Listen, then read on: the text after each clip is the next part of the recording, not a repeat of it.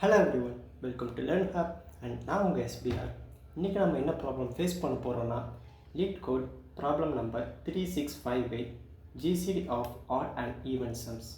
இந்த ப்ராப்ளமில் நமக்கு என்ன சொல்லியிருக்காங்கன்னா, நமக்கு இன்புட்டாக ஒரு இன்டீஜர் என் அப்படின்னு சொல்லி கொடுத்துட்டாங்க. அண்ட் இதிலேருந்து நம்ம என்ன கம்ப்ளீட் பண்ணணும்னா, இதிலேருந்து ஜிசிடி ஆஃப் 2 வேல்யூஸ் வந்துட்டு நம்ம ஃபைண்ட் பண்ணணும். அது என்ன வேல்யூன்னு பார்த்தீங்கன்னா, இங்கே சம் ஆட் அப்படிங்கிறது sum of first n odd numbers and sum even அப்படிங்கிறது sum of first n even numbers. So இந்த எக்ஸாம்பிள் பார்த்தீங்கன்னா தெரியும். So n is equal to 4ன்னு சொல்லி நமக்கு கொடுத்துட்டாங்க. அண்ட் இதில் sum of first 4 odd numbers என்னென்னு பார்த்தீங்கன்னா 1357 அண்ட் அதோடைய total sum 16. Sum of first 4 even numbers 2468, இதோடைய டோட்டல் சம் பார்த்தீங்கன்னா 20. இப்போது நமக்கு கிடச்சிருக்கக்கூடிய இந்த ரெண்டு வேல்யூஸ் 16 அண்ட் 20, இதுக்கு நம்ம ஜிசிடி வந்துட்டு ஃபைண்ட் பண்ணணும்.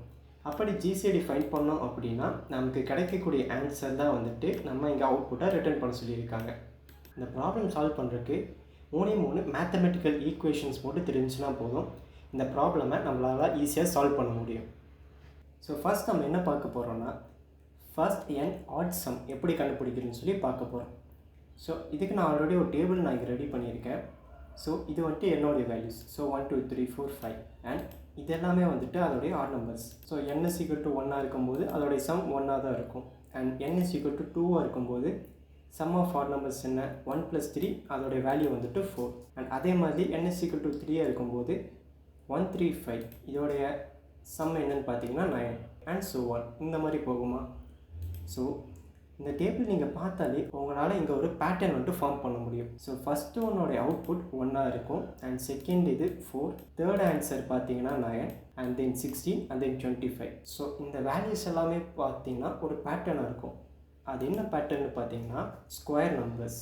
ஸோ 1 அப்படிங்கிறது வந்துட்டு 1 × 1 ஸ்கொயரோடுது அண்ட் 4 அப்படிங்கிறது 2 ஸ்கொயரோடைய வேல்யூ அண்ட் தென் 9 அப்படிங்கிறது 3 ஸ்கொயர் அண்ட் 16 அப்படிங்கிறது 4 ஸ்கொயர், 25 அப்படிங்கிறது 5 ஸ்கொயர். ஸோ இங்கே பார்த்தீங்கன்னா என்னோடய வேல்யூஸ் என்னவா இருக்கோ அது எல்லாத்தையுமே ஸ்கொயர் பண்ணோன்னா என்ன வேல்யூ வருமோ அதுதான் நமக்கு இங்கே ஆன்சராக இருக்குது. அது n is equal to 1னா 1 ஸ்கொயரோட வேல்யூ தான் நமக்கு sum of odd numbers. And n is equal to 2னா 2 ஸ்கொயரோட வேல்யூ 4, அதுதான் sum of odd numbers. n is equal to 5னா 5 ஸ்கொயர் 25 தான் இங்கே sum of n odd numbers. So அப்போது நம்ம இதிலேருந்து என்ன டிரைவ் பண்ணலாம்னா sum of first n odd numbers, இந்த வேல்யூ எதுக்கு ஈக்குவலாக இருக்கும்னா n ஸ்கொயருக்கு ஈக்குவலாக இருக்கும். ஓகேங்களா. ஸோ இது வந்துட்டு உங்களுக்கு புரியணுங்கிறதுக்காக ஒரு பேட்டர்ன் வச்சு இந்த ஃபார்முலா வந்துட்டு நான் சொல்லி கொடுத்துருக்கேன். இதே ஃபார்முலாவை நீங்கள் மேத்தமெட்டிக் ப்ரோக்ரஷன் இந்த ஃபார்முலா யூஸ் பண்ணி கூட உங்களால் இந்த n ஸ்கொயர் அப்படிங்கிற ஃபார்முலா வந்துட்டு டிரைவ் பண்ண முடியும். இந்த ஃபார்முலா உங்களுக்கு தெரிஞ்சிருந்துச்சுன்னா இதை வச்சு உங்களால் இந்த n ஸ்கொயர் அப்படிங்கிற வேல்யூவை டிரைவ் பண்ண முடியும். பட் நான் இங்கே சிம்பிளிசிட்டிக்காக இந்த பேட்டர்ன் மட்டுமே வச்சு இதை வந்துட்டு எப்படி கன்வெர்ட் பண்ணலாம் அப்படின்னு சொல்லி நான் உங்களுக்கு சொல்லியிருக்கேன். ஸோ இதே மாதிரி சம் ஆஃப் ஈவன் நம்பர்ஸ் எப்படின்னு சொல்லி பார்ப்போம். இப்போ நான் என்ன பண்ணுறேன்னா இங்கே வந்துட்டு ஈவன் சம் வந்துட்டு நம்ம ஃபைண்ட் பண்ண போகிறோம். இப்போ இதுக்கு நமக்கு ஃபர்ஸ்ட் என்ன தெரிஞ்சிருக்கணும்னா sum of first n numbers. So sum of first n natural numbers, இதோடைய ஃபார்முலா என்னன்னு பார்த்தீங்கன்னா n × n + 1 டிவைடட் பை 2 இந்த மாதிரி நமக்கு வருமா.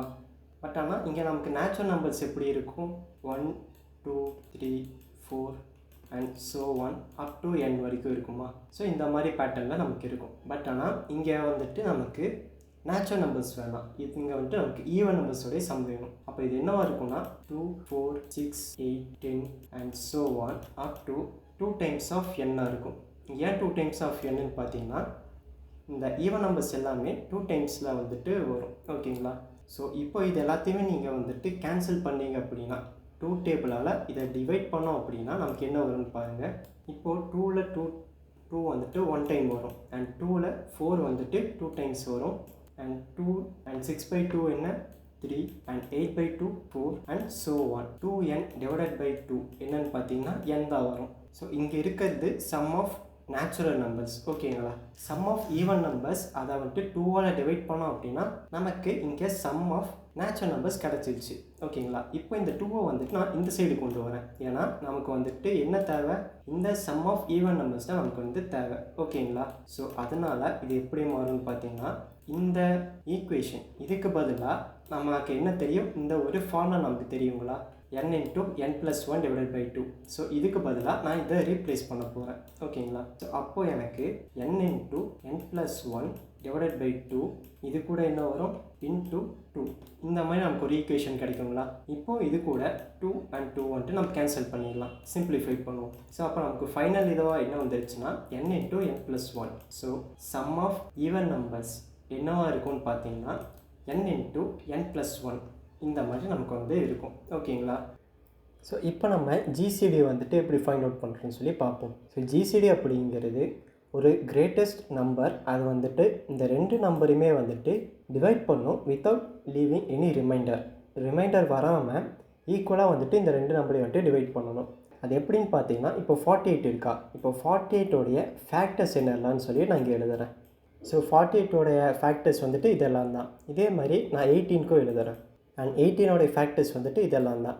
இப்போது இதில் இதெல்லாம் காமன் ஃபேக்டர்னு பாருங்கள். இப்போ 1 வந்துட்டு காமன் ஃபேக்டர், 2 வந்துட்டு காமனாக இருக்குது, 3 காமனாக இருக்குது, அண்ட் தென் 6 காமனாக இருக்குது, அண்ட் தென் வேறு எதுவும் காமனாக இல்லை. ஸோ இப்போது இந்த 1 2 3 அண்ட் 6 இது 4ல் எது வந்துட்டு லார்ஜஸ்ட் வேல்யூன்னு பார்த்தீங்கன்னா 6 தான். ஸோ அப்போது ஜிசிடி இதில் என்னன்னு பார்த்தீங்கன்னா 6. பட் ஆனால் நம்ம இதை வந்துட்டு இந்த மாதிரி ஒவ்வொரு ஃபேக்டர்ஸுமே வந்துட்டு இந்த ரெண்டு நம்பருக்குமே கண்டுபிடிச்சி நம்ம கோட் பண்ணோம் அப்படின்னா இது வந்துட்டு நம்ம கொஞ்சம் ஹெக்டிக்கான ஜாபாக வந்துட்டு இருக்கும். அதனால் நம்ம என்ன பண்ண போகிறோம்னா யூக்ளிடியன் மெத்தட் வந்துட்டு இங்கே நம்ம பெர்ஃபார்ம் பண்ண போகிறோம். ஃபர்ஸ்ட் நான் இதுக்கான ஃபார்முலா வந்துட்டு நான் சொல்லிடுறேன். ஸோ இதோடைய ஜிசிடி என்னவாக இருக்கும்னு பார்த்தீங்கன்னா GCD of a, b. So GCD of 2 numbers என்னவாக இருக்கும்னு பார்த்தீங்கன்னா GCD of b, a modulus b இந்த மாதிரி இருக்கும். ஓகேங்களா. ஸோ இது வந்துட்டு ஒரு ஐட்டரேட்டிவ் அப்ரோச். இது எப்படின்னு சொல்லிட்டு நான் உங்களுக்கு எக்ஸ்பிளைன் பண்ணுறேன். ஸோ இப்போ நமக்கு ஏ வந்துட்டு 48 அண்ட் தென் பி வந்துட்டு 18. ஸோ இப்போ நான் இந்த ரெண்டு நம்பரையும் டிவைட் பண்ணுறேன். டிவைட் பண்ணிவிட்டு என்னோடய ரிமைண்டர் என்ன வரும்னு பார்த்தீங்கன்னா 12 இருக்கும். இது என்னோடய ரிமைண்டர். அண்ட் கோஷன்ட் என்னவாக இருக்கும்னு பார்த்தீங்கன்னா 2 இருக்கும். இப்போ எனக்கு இதில் இந்த கோஷன்ட் வந்துட்டு எனக்கு தேவையில்லை, ஏன்னா நான் இந்த ரிமைண்டரை நான் வந்துட்டு இங்கே 0 ஆக்கணும். ஓகேங்களா. ஏன்னா ஜிசிடி அப்படிங்கிறது என்ன, ஒரு ரெண்டு நம்பரையுமே வந்துட்டு டிவைட் பண்ணும்போது இந்த ரிமைண்டர் 0 இருக்கணும். ஓகேங்களா.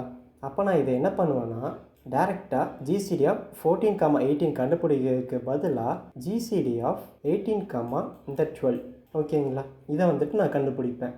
இப்போது 18, 12 கோஷன்ட் வந்துட்டு இங்கே எனக்கு 1 இருக்கும் அண்ட் ரிமைண்டர் வந்துட்டு எனக்கு 6 இருக்கும். கரெக்டுங்களா. இங்கே நீங்கள் நோட்டீஸ் பண்ணிங்கன்னா ஃபஸ்ட்டு எனக்கு 12 இருந்த ரிமைண்டர் இப்போ 6 ஆகிடுச்சு, கம்மியாகிட்டே வருதா. ஸோ இப்போ நான் திருப்பியும் ஜிசிடி ஆஃப் இப்போ இங்கே என்ன நம்பர் இருந்துச்சு 12 இருந்துச்சா பியில், இந்த 12 வந்துட்டு இங்கே வந்துடும் அண்ட் தென் ரிமைண்டர் வந்துட்டு இங்கே. ஓகேங்களா. ஸோ 12, இப்போ என்னோடய கோஷன்ட் வந்துட்டு எனக்கு 2 இருக்கும் அண்ட் ரிமைண்டர் என்னன்னு பாருங்கள், ரிமைண்டர் வந்துட்டு எனக்கு 0 வந்துருச்சு. ஸோ இந்த ரிமைண்டர் எப்போ நமக்கு இங்கே 0 ஆகுதோ அப்போ நம்ம இங்கே எதை வச்சு நம்ம டிவைட் பண்ணுறோமோ அதுதான் வந்துட்டு நம்மளுடைய ஜிசிடியாக இருக்கும். ஸோ இதுதான் வந்துட்டு யூக்ளிடியன்ஸ் மெத்தட். இதுதான் வந்துட்டு அதோடைய ஈக்குவேஷன். ஸோ இது இப்போ புரியினாலும் நீங்கள் வந்துட்டு வரி பண்ணிக்காதீங்க. இதோடைய கோடிங் பார்ட் பார்க்கும்போது உங்களுக்கு இன்னுமே தெளிவாக வந்துட்டு அண்டர்ஸ்டாண்ட் ஆகும்.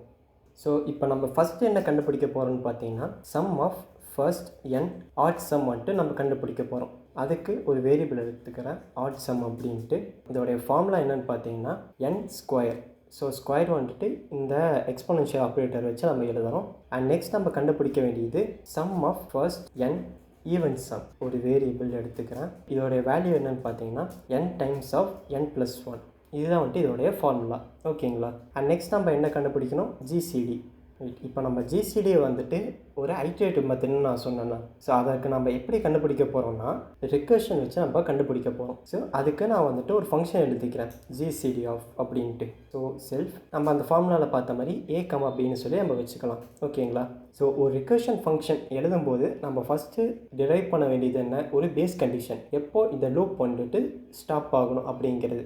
இப்போது நான் இந்த எக்ஸ்ப்ளனேஷனில் சொன்ன மாதிரி எப்போ நம்ம இந்த ஐட்ரேட்டிவ் ப்ராசஸ் ஸ்டாப் பண்ணுவோம், இந்த ரிமைண்டர் 0 வரும்போது தான் நம்ம இந்த ஐட்ரேட்டிவ் ப்ராசஸ் ஸ்டாப் பண்ண போகிறோம். ரிமைண்டர் எப்போ 0 வரும், இந்த பி பிளேஸ் எப்போ 0 வருதோ அப்போது இந்த ஏல இருக்கக்கூடிய வேல்யூவை நம்ம வந்துட்டு ரிட்டர்ன் பண்ணணும். ஓகேங்களா. இந்த பேஸ் கண்டிஷனாக இப்போ நான் எழுதிக்கிறேன். இஃப் b = 0 இருந்துச்சுன்னா ஏ தான் வந்துட்டு என்னோடய ஜிசிடி.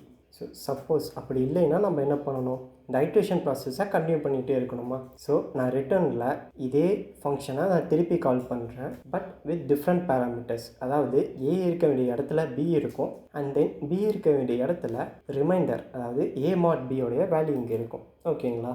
அண்ட் தென் இதை ரிசல்ட் வேரியபிளாக நான் இங்கே ஸ்டோர் பண்ணுறேன். ஸோ இங்கே இந்த ஃபங்க்ஷனை கால் பண்ணுவோம், GCD of odd sum and then even sum. Okay, and then இந்த ரிசல்ட்டை நம்ம ரிட்டர்ன் பண்ணுறோம். இப்போ இதை நான் வந்து ரன் பண்ணுறேன்.